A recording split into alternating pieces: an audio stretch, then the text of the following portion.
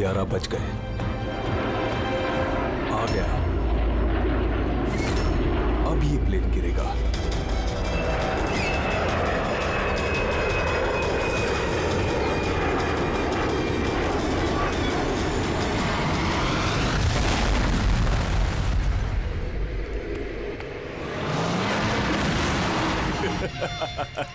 मजा आ गया।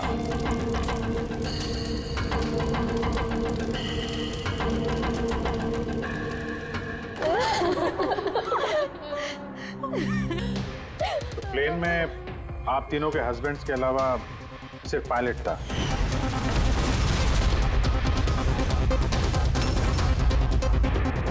हाँ।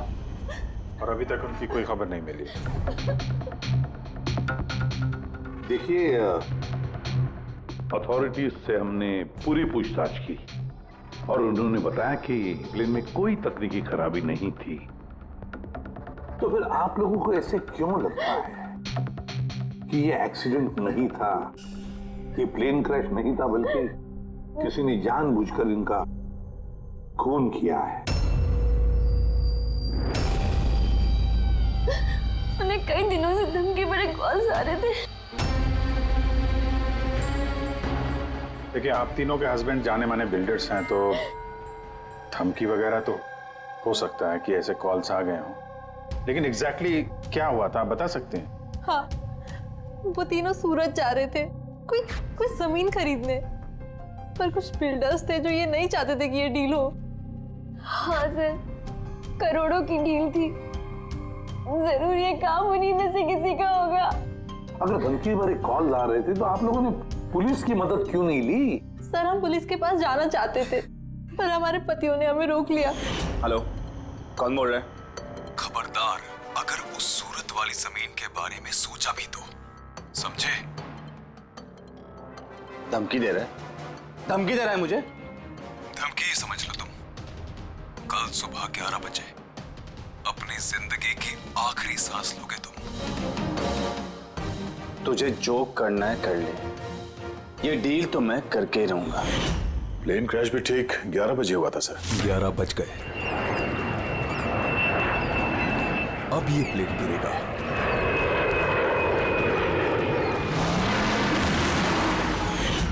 ये कोई सहयोग तो नहीं हो सकता? आप ही बताइए सर, क्या एक जमीन का टुकड़ा किसी इंसान की जिंदगी से ज्यादा कीमती हो सकता है? देखिए, मैं आपको प्रॉमिस करता हूं, जिस किसी ने भी ये किया है उसे हम सजा दिलाकर ही रहेंगे।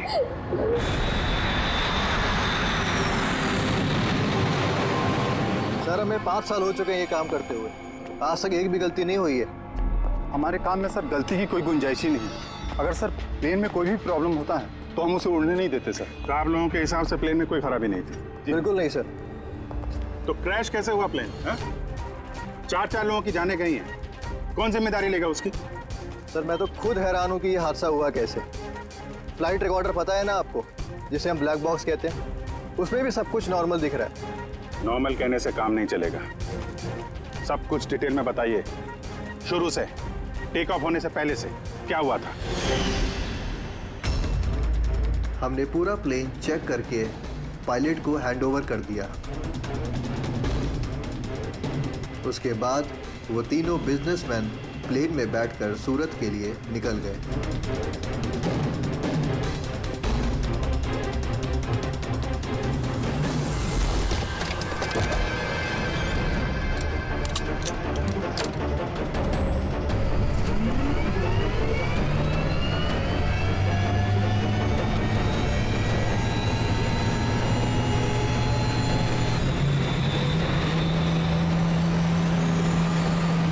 सर, हमें टेक ऑफ का परमिशन रेडियो फ्रीक्वेंसी पे मिलता है, मेन टावर से। कल हमें पूरी इंफॉर्मेशन मिलने के बाद ही हम लोगों ने टेक ऑफ की प्रक्रिया शुरू की थी। आप रेडी? क्या? अच्छा, ओके ओके ओके ओके, हाँ ठीक है, हम लोग देखते हैं। क्या हुआ सर? मदन को जिस फोन से धमकी भरे कॉल किए जा रहे थे ना, वो क्रैश वाले दिन यहीं पे था, इसी एयर स्ट्रिप पे। सर, अगर फोन यहीं पर था तो किसी अंदर वाले का हाथ है। क्यों? हाँ? नहीं सर, हमने किसी को भी कोई भी धमकी भरे फोन नहीं किए। तुम लोगों ने नहीं किया तो कोई बाहर वाला घुस गया होगा। यही सिक्योरिटी ऐसी है स्ट्रिप की। अगर वो आदमी यहाँ पे आया था तो कोई ना कोई निशान तो जरूर छोड़ के गया होगा। चेक करते हैं। सर ये जगह तो पूरी खुली हुई है सर, अगर वो कहीं छुपा होगा तो कहीं हैंगर के पास छुपा होगा सर। ठीक है, वहां देखते हैं। चलो हैंगर के पास चलो।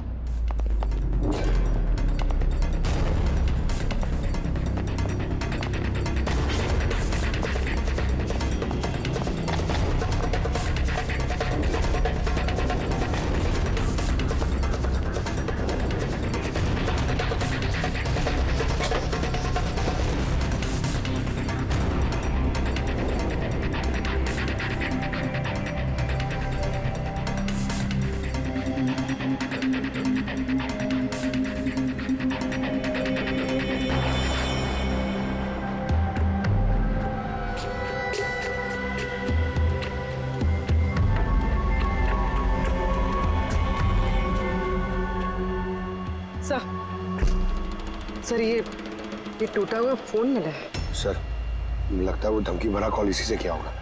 हो सकता है तोड़ के फेंक दिया। रख लो, कुछ ना कुछ तो मिल ही जाएगा। कहाँ पे मिला था ये?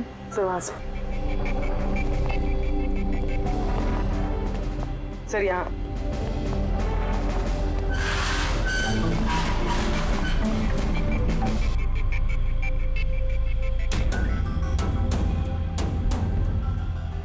सर ये देखिए, ये कान जैसा कुछ लग रहा है तो कान का निशान यार। फोन भी यहीं मिला है और ये निशान भी। कहीं ऐसा तो नहीं कि वो मुजरिम यहीं दीवार पे टेक लगा के फोन पे बात कर रहा हो और हमारे लिए अपना कान का निशान छोड़ गया हो। काम करो, फोटो ले लो उसके। सर वो कान के निशान से कुछ पता चलेगा? अरे कुछ ना कुछ तो पता चलेगा। सारुंगे साहब को देंगे, वो ढूंढ निकालेंगे।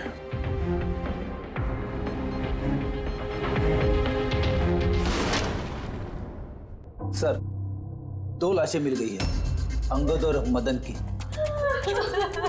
और सुमिता और तो प्लेन का पायलट ढूंढ रहे सर, अभी तक पता नहीं चला।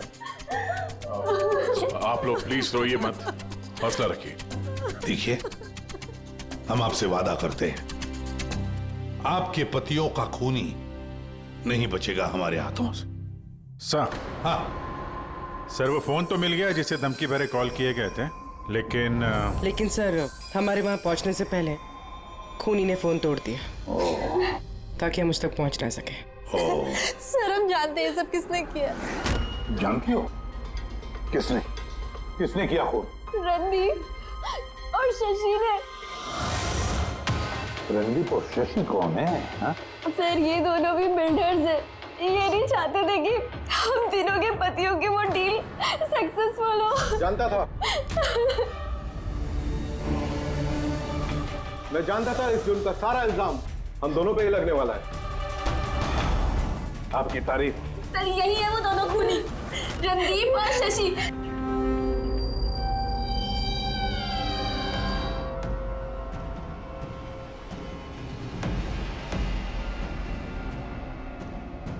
पता नहीं इन औरतों की हमसे क्या दुश्मनी है, चाहे कुछ भी गलत क्यों ना हो, ये हम पे इल्जाम लगाती हैं। और एक बार पहले भी इन्होंने हमें झूठे इल्जाम में गिरफ्तार करवाया था। अच्छा, किस जुर्म में गिरफ्तार करवाया था तुम्हें?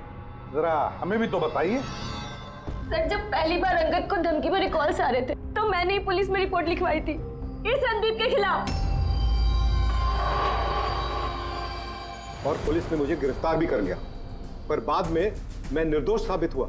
हाँ सर, असल में वो धमकी भरे फोन कॉल उन गांव वालों के थे जिनकी जमीन ये लोग लेना चाहते थे।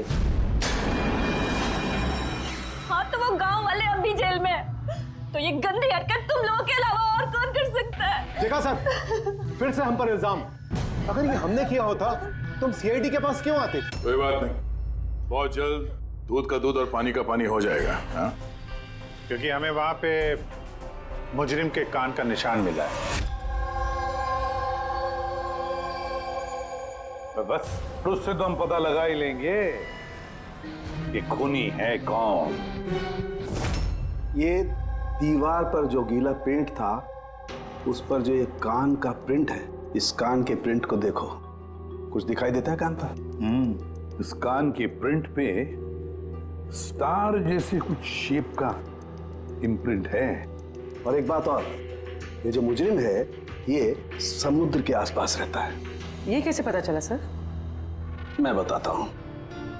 ये फोन के जो टूटे हुए टुकड़े हैं, इस पर मुझे कुछ समुद्री रेत और मछली के कांटे के टुकड़े मिले।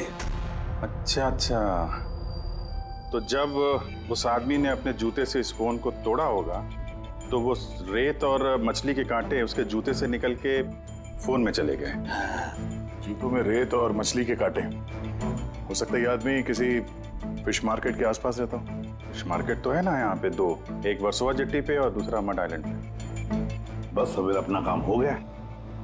दोनों फिश मार्केट में जाकर पता लगाओ। देखो ऐसा कोई है क्या जो कान में स्टार की शेप की ईयररिंग पहनता है।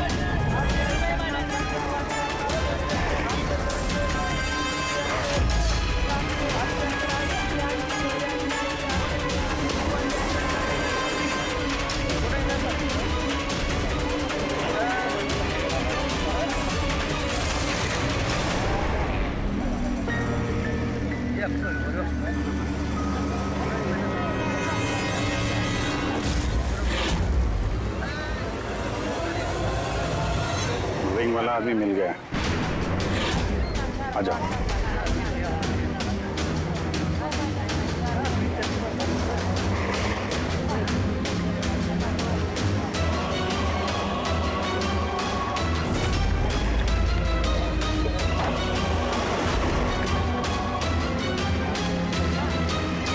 किसी से मीटिंग होने वाली है।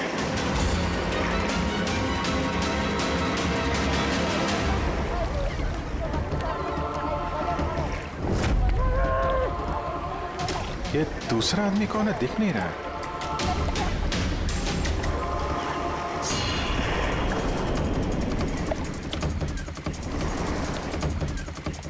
ये तो सचिन है। एयरपोर्ट अथॉरिटीज ने मरने वाले पायलट के लिए इसकी फोटो दिखाई थी। वो पायलट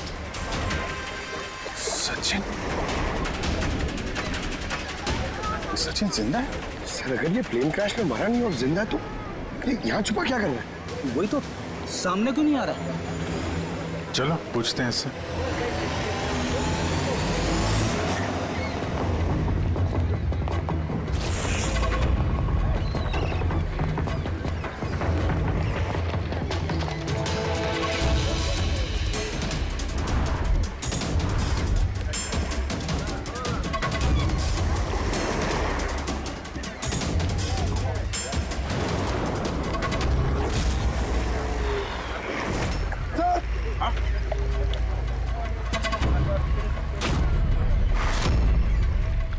सर ये तो मर गया। मर गया। वो देखो सर, सचिन भाग रहा है सर।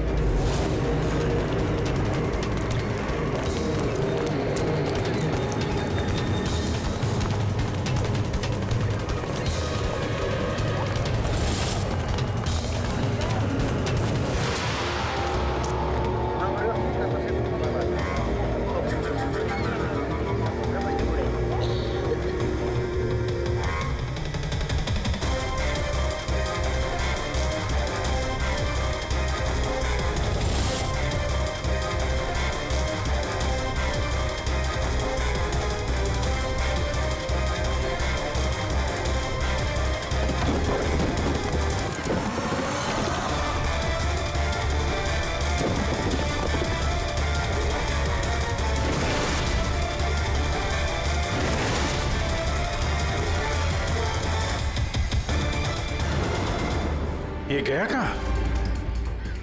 सर शायद वो आदमी कुछ ऐसा राज जानता था जो सचिन नहीं चाहता था कि हम तक पहुंचे, और शायद इसीलिए उसका खून कर दिया।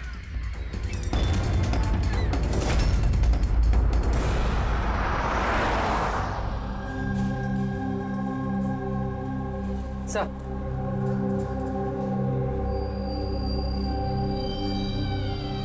क्या सवाल करने आप लोग को मुझसे? आपके पति सचिन के बारे में। क्या आप बता सकती हैं कहाँ मिलेगा वो? ये कैसा सवाल है इंस्पेक्टर? आप लोग को तो पता है ना कि अभी उनका एक प्लेन क्रैश में। जी नहीं, सचिन जिंदा है। जिंदा है? जी हाँ। और आपको शायद ये जान के दुख होगा कि वो एक खून करके फरार है। वैसे कितने पैसे मिले थे सचिन को इस साजिश का हिस्सा बनकर? पैसे? पैसे नहीं मिले। पैसे मिले होते तो मैं यहाँ कॉफी शॉप में काम नहीं कर रही होती। और वैसे भी हमारी शादी कुछ ठीक नहीं चल रही थी। आपकी शादी ठीक नहीं चल रही थी? क्या मतलब, मैं पूछ सकता हूँ क्या प्रॉब्लम थी? दीप्ति नाम की एक लड़की है, एयर होस्टेस है। बहुत बार कहते थे भी कि तुझसे डाइवोर्स लेके उसके साथ रहना है। कहाँ रहती, कहाँ है ये? सिंगापुर। सिंगापुर। क्या सचिन जिंदा है?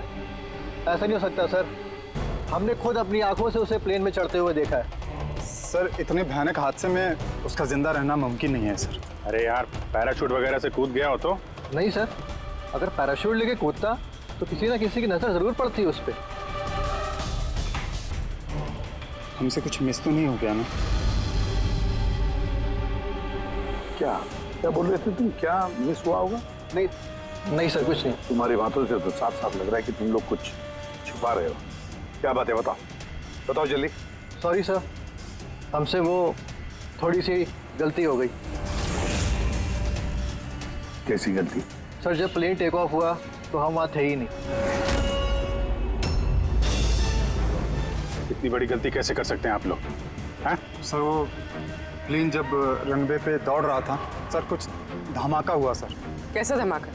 सर किसी ने दिवाली का बम फोड़ा था, तो हम लोग उसको देखने के लिए गए कि कहीं कोई सीरियस बात तो नहीं है। अरे ये तो पटाखा है। और सर जब हम वापस चल के आए तो पता चला कि प्लेन उड़ चुका था सर। ये उस दाढ़ी वाले का ही काम होगा, इन लोगों का ध्यान भटकाने के लिए। हाँ पर अभिजीत, क्यों? क्या मकसद हो सकता है इनका ध्यान भटकाने में?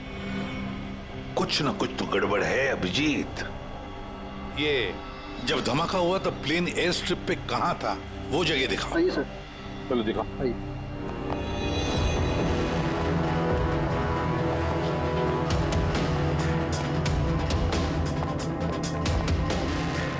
एक मिनट अभिजीत, ये तो खून है, सूखा हुआ खून। सर खून का रंग देख के लग रहा है ज्यादा पुराना नहीं होगा, आजकल का ही होगा। ये खून किसका खून है? ये यहाँ पर कैसे? पता नहीं सर। पता नहीं? हर बात का एक ही जवाब है तुम्हारे पास, हमें पता नहीं। और तो फिर पता क्या है तुम्हें? सर एयर स्ट्रिप पे खून है, कुछ ना कुछ तो हुआ है यहाँ पे। ये बात तो पक्की है, पर क्या? और फिर ये खून है किसका?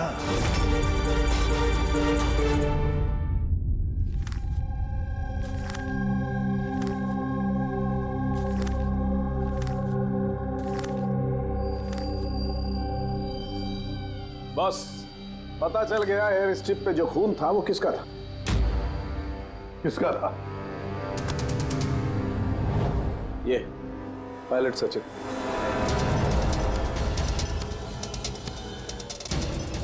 पायलट सचिन का खून? लेकिन उसे ये चोट लगी कैसे और कब? सर जब हम उसे जेट्टी पे मिले थे तब उसने स्लिंग बैंडेज पहन रखा था और उसके हाथ पे पट्टी भी बंधी हुई थी। पर इंजीनियर्स तो बता रहे थे कि जब सचिन टेक ऑफ के लिए जा रहा था तो वो बिल्कुल ठीक ठाक था, कोई चोट वोट नहीं थी उसे। इसका एक ही मतलब है अभिजीत, सचिन को चोट एयर स्ट्रिप पर ही लगी है। प्लेन टेक ऑफ होने से पहले ही सचिन एयर स्ट्रिप पर कूदा और उसे चोट उसी वक्त लगी है। बिल्कुल ऐसा ही हुआ होगा बॉस, क्योंकि इसीलिए सचिन क्रैश में मारा नहीं गया, क्योंकि वो प्लेन में था ही नहीं। लेकिन सालुंके साहब, किसी ने सचिन को प्लेन में से कूदते हुए देखा किसे नहीं? अरे यार, वो पंकु ने पटाखा चलाया था ना, ध्यान भटकाने के लिए। ये सब सचिन और पंकु का प्लान था sir.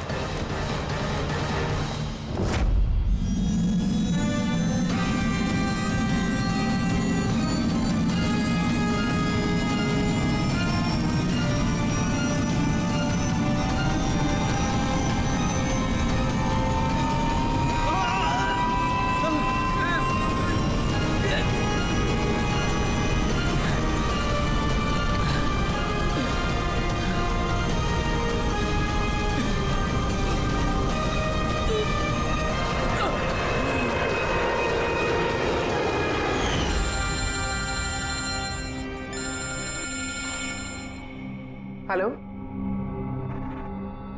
Okay, thank you sir. Sachin की वो गर्लफ्रेंड दीप्ति जो सिंगापुर में रहती है, उसका नंबर मिल गया। सचिन, क्या हुआ उसे? वो ठीक तो है ना? दीप्ति, एक बात बताओ, आखिरी बार तुमने सचिन के साथ कब बात की थी? 2 दिन पहले। 2 दिन पहले? मगर सचिन की बीवी ने तो हमें बताया कि तुम दोनों का रिश्ता टूट चुका है। नहीं, शायद उसने अपनी बीवी को नहीं बताया होगा कि वो मुझसे मिलने सिंगापुर आ रहा है। अच्छा, सिंगापुर कब आने वाले हैं सचिन? अब 1 हफ्ते बाद।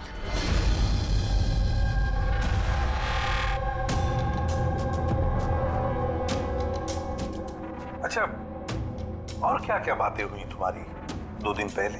वो कह रहा था कि उसे ढेर सारा पैसा मिलने वाला है और फिर हम एक नई जिंदगी की शुरुआत कर सकते हैं। वैसे आप सब ये सवाल, सचिन ठीक तो है ना? घबराओ मत, सचिन को कुछ नहीं हुआ है और अगर जरूरत पड़े तो हम तुम्हें फिर फोन करेंगे। Thank you. कहीं दीप्ति भी तो नहीं मिली हुई है सचिन के साथ इस सारे प्लान में? पूरी एक काम करो, सिंगापुर पुलिस को सारे डिटेल्स भेज दो और उनसे कहो कि वो इस दीप्ति पर नजर रखे हैं। सर, हाँ? सचिन की वाइफ से बात हुई, उसका कहना है कि सचिन का पासपोर्ट घर पे ही है। क्या? सचिन का पासपोर्ट घर पे है और सचिन सिंगापुर जाने की प्लान्स बना रहा है? कहीं ऐसा तो नहीं कि सचिन ने नकली पासपोर्ट बनाया हो? नकली पासपोर्ट, ये ढीचू नकली पासपोर्ट बनाने वालों के बारे में बहुत कुछ जानता है। फिर एक काम करो, पंकज से कहो कि सचिन का फोटो लेकर वो ढीचू से मिले। हाँ? Yes sir. एक बात और, ये अगर सचिन प्लेन से कूद गया था टेक ऑफ से पहले, तो प्लेन उड़ा कौन रहा था? और सर, जब वो प्लेन से कूदा तो ये मदन, अंगद और सुमित, ये लोग ने हल्ला नहीं मचाया, चुपचाप बैठे क्यों नहीं? बॉस, प्लेन के गिरने पर हल्ला कैसे मचाते हैं लोग? तीनों के तीनों बेहोश थे। मगर सर, ये लोग बेहोश हुए कैसे? भी इन लोगों के पेट में ब्लैक कॉफी थी और उस ब्लैक कॉफी में ही नशीली दवाई मिलाई गई थी। क्या? ब्लैक कॉफी में नशीली दवा? आई एम बोर्डिंग, आपकी कॉफी। Thank you. तो फिर ये जरूर सचिन के प्लान का हिस्सा था। सर, एक सवाल का जवाब अभी भी नहीं मिला है। बिना पायलट के प्लेन उड़ा कैसे? इसका जवाब है UAS। UAS, uninterruptible auto pilot system. इस प्रोग्राम के जरिए जमीन पे बैठ के हवा में उड़ते प्लेन को कंट्रोल किया जा सकता है, कहीं से भी। हाँ सर, हम लोग फॉरेंसिक लैब में रह के भी हवा में उड़ते हुए प्लेन को कंट्रोल कर सकते हैं। और इस प्रोग्राम को इसलिए बनाया गया कि हवा में उड़ते प्लेन में अगर इमरजेंसी हो जाए या हाईजैक का प्रॉब्लम हो जाए तो उसका कंट्रोल नीचे वालों के पास भी रहे। मतलब प्लेन के कॉकपिट का कंट्रोल उसके हाथ में जिसके हाथ में वो रिमोट है। हाँ सर, और जिसके पास भी रिमोट कंट्रोल था उसी ने प्लेन क्रैश करवाया समंदर में। रिमोट कंट्रोल वाला खुद नहीं, ब्लैक कॉफी में नशीली दवा, अगर एक बार पता चल गया ना कि ये ब्लैक कॉफी में नशीली दवा डाली किसने और पिलाई किसने, तो समझ लो ये रिमोट कंट्रोल वाले खूनी तक हम पहुंच गए। Remote control. Black coffee? Sir Madan तो ब्लैक कॉफी पीते ही नहीं थे, उन्हें हाई ब्लड प्रेशर था। और सर मैंने भी सुमित को ब्लैक कॉफी नहीं दी थी, क्योंकि जिस वक्त वो घर से निकले मैं भी घर पे नहीं थी। देखिए, उन तीनों के पेट में से ब्लैक कॉफी मिली थी, जिसमें वो नशीली दवा भी थी। आप लोग तो कह रहे हैं कि आपने किसी ने भी अपने पतियों को ब्लैक कॉफी नहीं पिलाई, तो हो सकता है किसी और ने पिलाई हो उनको, या फिर कहीं बाहर गए थे तो वहां पर पी हो। कहीं गए थे क्या? हाँ सर, उन्हें हमारा ड्राइवर रवि एयरपोर्ट छोड़ने गया था, तो शायद हो सकता है अगर उन्होंने कहीं बाहर से कॉफी पी हो तो उसे जरूर पता होगा। रवि जरा बुलाइए उसे, कहाँ है? सर जब से ये हादसा हुआ है उसने काम पे ही आना बंद कर दिया, उसने हमारे फोन भी उठाना बंद कर दिया। मतलब अभिजीत, ये रवि कल से गायब है।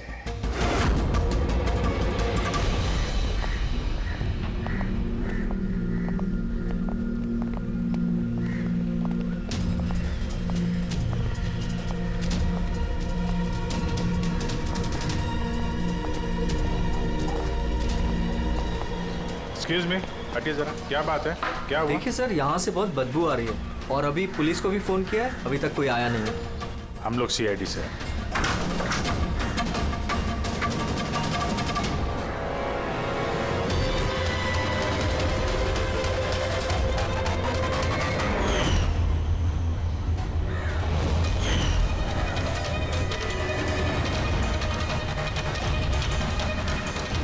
सर एक और मौत।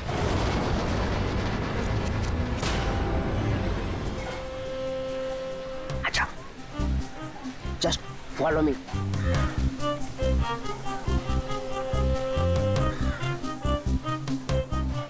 पंकज, चुपचाप मेरे पीछे पीछे चलते रहना। जब तक मैं यहाँ हूँ तुम्हें घबराने की थोड़ा भी जरूरत नहीं है। ओ ढेचू, मैं घबराता नहीं हूँ, समझा? मैं CID से हूँ। चुपचाप चलो, फॉलो मी। इधर चलो।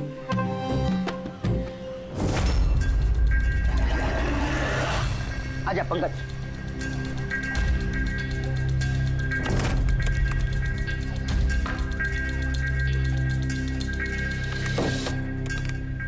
क्या दोस्त, सुना है तुम बहुत अच्छा पासपोर्ट बनाते हो?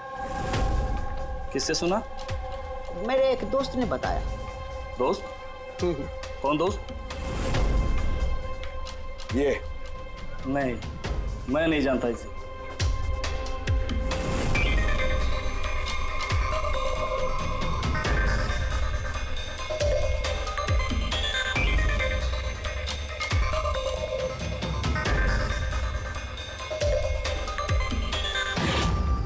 ये दोस्त है तुम्हारा? तुम्हें कोई शक है? बहुत अच्छे से जानता हूँ इसे मैं। इसका पासपोर्ट भी रेडी पड़ा है, बनकर मेरे पास। अरे वाह, फिर तो मेरा भी पासपोर्ट बन जाएगा ना? बन जाएगा, लेकिन 2 पेटी लगेगा। अरे यार, देता हूँ ना तेरे को 2 पेटी। बोल क्या चाहिए तेरे को? 2 पेटी आम चाहिए, 2 पेटी सेब चाहिए, क्या चाहिए? ए शाने, 2 पेटी मतलब 2 लाख। 2 लाख? 2 लाख। चलिए बता, नाम क्या लिखना है तेरा पासपोर्ट पर? Sub inspector Pankaj, CID। CID? हाँ, CID।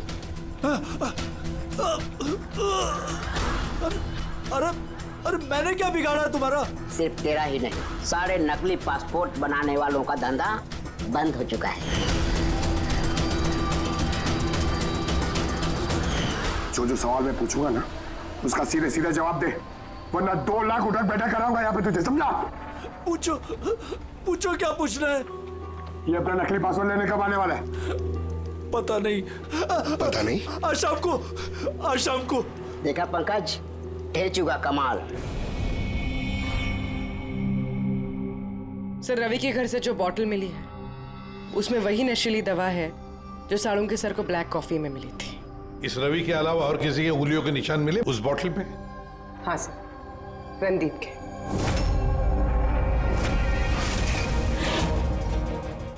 रणदीप, ये रणदीप ब्यूरो में आकर जोर जोर से चिल्ला चिल्ला कर अपनी बेगुनाही साबित करने की कोशिश कर रहा था। पहले उसने रवि का इस्तेमाल किया खून करने में, फिर रवि को ही मार डाला। सर मैंने रणदीप को कॉल भी ट्राई किया, लेकिन उसका फोन बंद आ रहा है। एक बार ये सचिन मिल जाए ना, तो वही पहुंचाएगा हमें इस रणदीप तक। शाम को तो आने वाला ही है वो, अपना नकली पासपोर्ट लेने के लिए।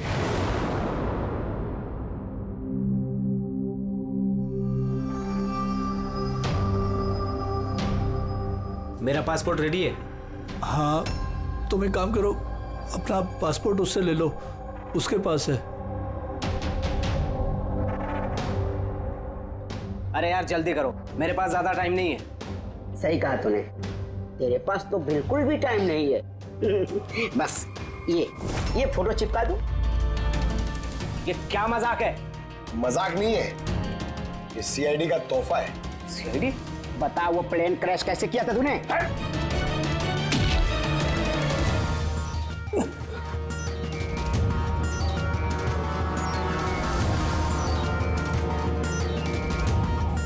सीआईडी से भाग के टेक ऑफ करना इतना आसान नहीं है। इमरजेंसी लैंडिंग करनी पड़ जाती है मुजरिमों को। पैसों के लालच में अंधा हो गया था मैं। इस काम के लिए मुझे 50 लाख रुपए दिए गए थे, लेकिन सर मुझे पता नहीं था कि वो लोग मारे जाएंगे। पैसे किसने दिए थे तुझे, ये बता। सर मुझे नहीं पता, मैंने सिर्फ एक बार बात की थी उससे। पंकज, जरा इंटरनेट पे देखो, इस रणदीप का कोई इंटरव्यू वगैरह है क्या? सर मिल गया। मैं अपनी कामयाबी का पूरा श्रेय अपनी कड़ी मेहनत और सच्चे लगन को देता हूं कि इस दुनिया में कुछ भी नामुमकिन नहीं है। मैं कहां था और कहां आ गया। सर ये उसी की आवाज है सर, आई एम श्योर ये उसी की है। आवाज रणदीप की और वाइल पे उंगलियों के निशान भी रणदीप के। रणदीप,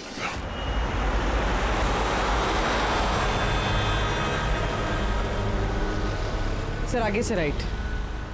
सर ये रणदीप का तो फोन बंद है सर, तो उसकी लोकेशन कैसे ट्रैक करेंगे? अरे फोन बंद है तो क्या हुआ पंकज, उसका वीडियो याद है? उसमें उसने अपने हाथ में एक ब्रेसलेट पहना हुआ था। मैंने वो इंटरव्यू दोबारा चेक किया। मगर सर ब्रेसलेट से लोकेशन कैसे ट्रैक करेंगे? पंकज, ये कोई मामूली ब्रेसलेट नहीं है।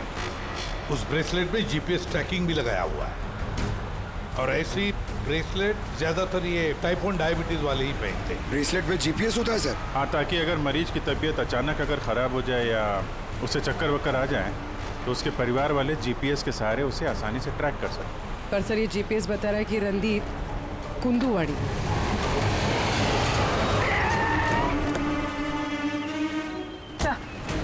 यहीं कहीं है, यहाँ पर।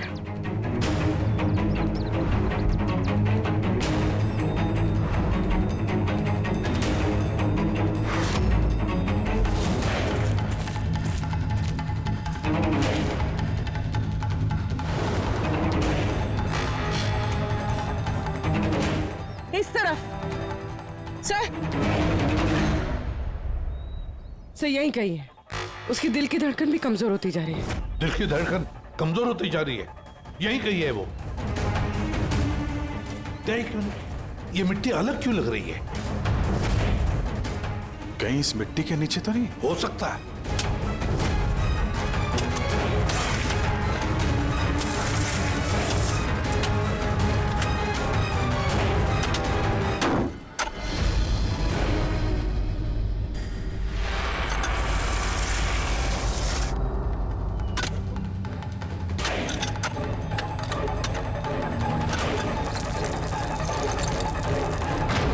My God! जिंदा है? अच्छा।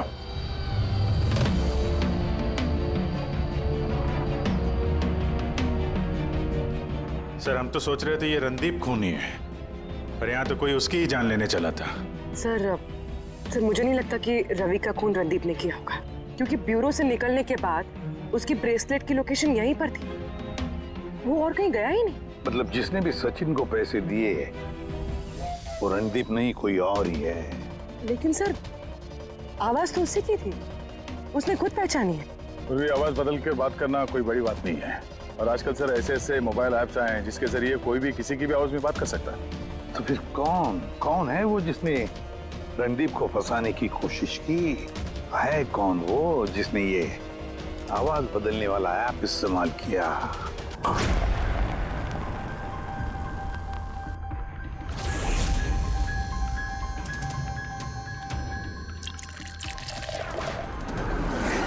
Cheers. चीयर्स अनीरा जी, चीयर्स। आइए आइए। आई। मुबारक हो अनीरा जी। मुबारकबाद? वो किस लिए? उस ऐप के लिए, वो ऐप जो आपकी कंपनी ने बनाया जिसकी वजह से कोई भी इंसान अपनी आवाज बदल सकता है। जी जी। डेमो सुनेंगे? अनीरा जी, अब तुम अपने जुर्म के लिए जेल जाओगे। अनीरा जी, अब तुम अपने जुर्म के लिए जेल ये क्या मजाक? ये मजाक नहीं है। इसी डिवाइस से तुमने रणदीप को फंसाने की कोशिश की थी ना? पूर्वी, अरेस्ट करो इसे। चलिए madam.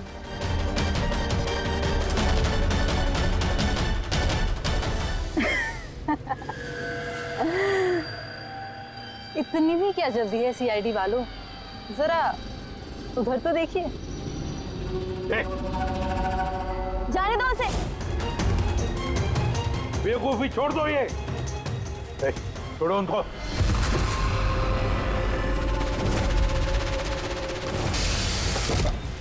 My God,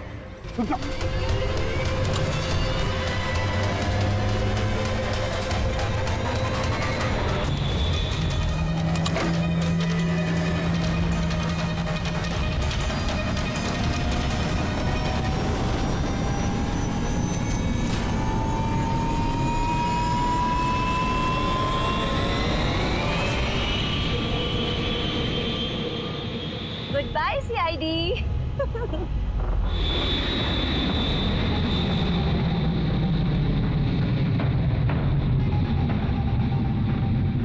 well done girls, आज तक जो बड़े बड़े मुजरिम नहीं कर पाए वो हमने कर दिखाया। सीआईडी को तो नानी याद आ गई होगी। पर वो सब तो ठीक है यार, पर अब जाएंगे कहाँ? ओरिजिनल प्लान तो ना चौपट कर दिया। सोचते हैं कोई ना कोई मंजिल तो मिल ही जाएगी।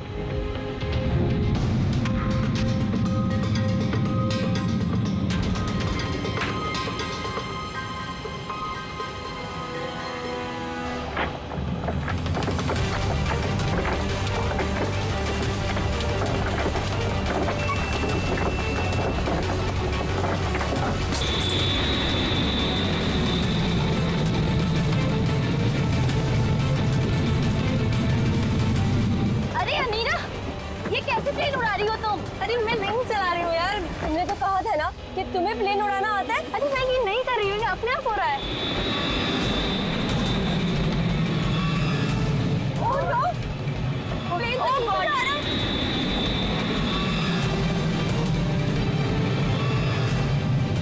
लगता है हमारी यूएस टेक्नोलॉजी किसी को पता चल गई क्या? मगर कैसे?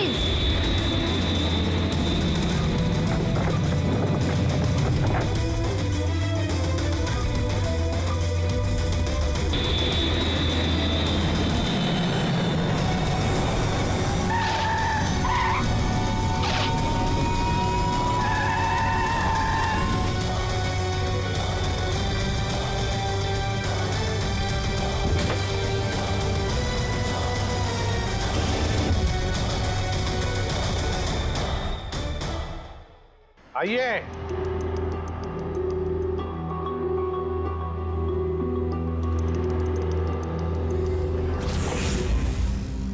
जिस देश में औरतें अपने पतियों की लंबी उम्र के लिए व्रत रखती हैं, कोई ऐसा भी कर सकता है कि अपने ही पति का खून कर दे? बहुत ठोस वजह रही होगी आप लोगों के पास। हाँ वजह थी, हमारे पति कोई दूध के धुले हुए नहीं थे। हाँ, लोगों को तो वो ऐसे दिखाते थे कि वो हमसे बहुत प्यार करते हैं, पर घर में कुछ और ही कहानी होती थी। ना हमें उनसे प्यार मिला और ना ही वफादारी। अंगद ने तो कई बार रिया पर हाथ भी उठाया था हॉस्पिटल में भी भर्ती हुई थी वो। इन सब से तंग आकर हमने अपने पतियों को धमकी भरे कॉल्स करवाए और सोचा मौका अच्छा है तो हमने उन्हें मरवा दिया।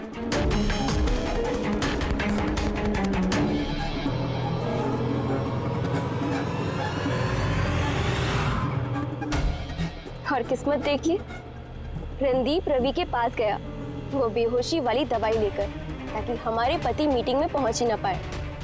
और ये चीज भी हमारे काम आ गई। तो रवि की वफादारी का फायदा उठाया तुमने, हाँ? फिर तुम लोगों ने रणदीप को जमीन में गाड़ दिया ताकि हमें ऐसा लगे कि वो जुर्म करके फरार हो गया है। पिंजरे में बंद घुटन भरी जिंदगी जीने का कोई फायदा नहीं था। हमें आजादी की हवा में सांस लेनी थी। आजादी की हवा में सांस लेने के और भी तरीके होते हैं अनीता जी। पति को मारना सबसे गलत रास्ता।